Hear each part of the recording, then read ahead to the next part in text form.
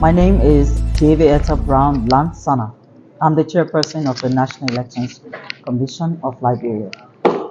The Liberian election is set to hold tomorrow, Tuesday, 10th October 2023, and this is the first elections Liberia will be holding as a grown baby in quotes without the United Nations mission in Liberia. How does the Commission feel about this, and how ready are you?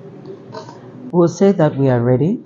We feel great that we can handle our own electoral process. The Commission has put in place all of the mechanisms to ensure that these elections are held on the 10th of October, and we just employ everyone, all the Liberians who have registered as registrants to now vote on elections day 10th October. Are there peculiar concerns you have, challenges or gap that may be existing as a result of the absence of the on mail? I wouldn't say we have gaps because previously we had the United Nations troops on the ground who have left since 2017, and since that time we have conducted presidential and legislative elections on our own with our own security. So we know that our security are in charge of this process because they are deployed with us as escorts of our various electoral materials to the field, but also we have the security at state level taking care of the country. There are 20 presidential candidates for tomorrow's election, which means that there are almost 1,001 interest differences that may occur on the field tomorrow. Are you concerned about violence? Uh, we're concerned about everything that happens in the electoral process, but the fact that we have 20 contestants for the position of president uh, does not negate the fact that there will be mechanism put in place to ensure that this process is conducted peacefully. Yeah. Last night, there were news about clash between supporters of the CDC and ALCOP along the Japan way. Do you have any official details on what transpired there? We don't have any official details. All we hear are rumors. Official details usually come from the Liberian National Police, which I'm told was deployed in the area. But we have so far, since this morning, condemned any acts of violence, whether it was happening yesterday or previously, because these violent acts tend to prevent the kind of exercise of democratic franchise as well as all those reasons why people should come out to campaign and to vote persons of their choice. At the same time, acts of violence tend to prevent people from even coming out on elections day to vote because they are scared. So we have condemned that, and we have called on all Liberians to abide by the Farmington River Declaration, which was signed by all of the parties, including independent candidates, committing themselves to ensuring that they will not engage in violence, but also going ahead to say that even if our partisans were to uh, uh, behave in a way inimical to the process, they will stand up and call on their partisans to back down on any acts of violence that permeate the campaign process.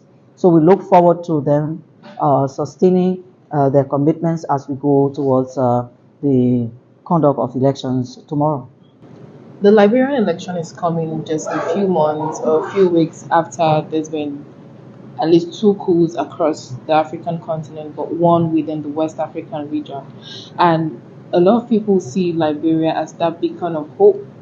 If the election here in Liberia fails, it means the West African region is sinking, as the case may be. Do you share in the sentiment of other West African countries or West Africans about how the Liberian election holds a lot of hope for the region, especially at a time where most people would like to say democracy is threatened or questioned? Liberia has been a beacon of hope for many countries, not just Africa, but throughout the world. But to say that the possibility of of disturbances will probably lead to um, the world not recognizing these elections. I think that's far-fetched because Liberians have committed themselves at various levels, including at state level, to ensure that the votes that are counted remain the votes that will make the determination as to who becomes president of this country.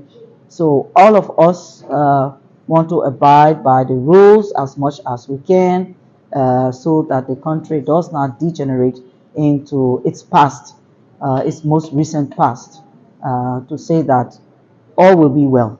And I'm hopeful that will obtain during these elections. Speak to me about female participation in the elections. There are less than five female participants or contestants in the upcoming election, which is tomorrow. Is this a regular feature in Liberia's public life, or is peculiar? Are there policies within the NEC, maybe gender policies, to ensure that political parties feature women in positions such as presidency or high-level positions?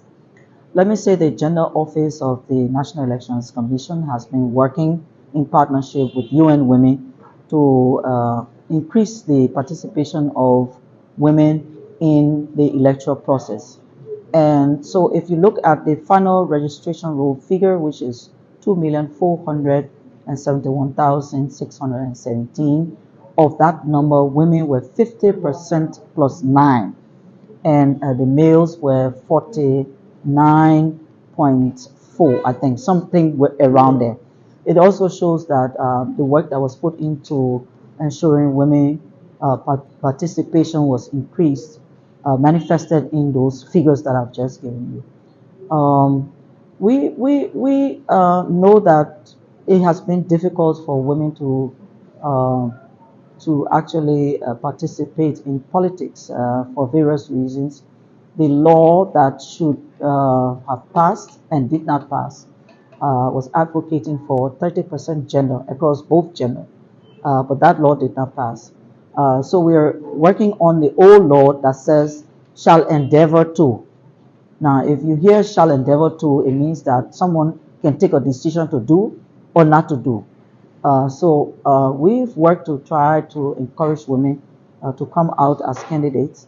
The problem there is that some of the parties are yet to be encouraged to ensure that this happens, even though at some point parties signed up to 30% women candidates, but you know that during the primaries, some of them did not make it because most often in politics, they're looking for winnable candidates, and most often it turned out to be men who eventually get selected during the primaries.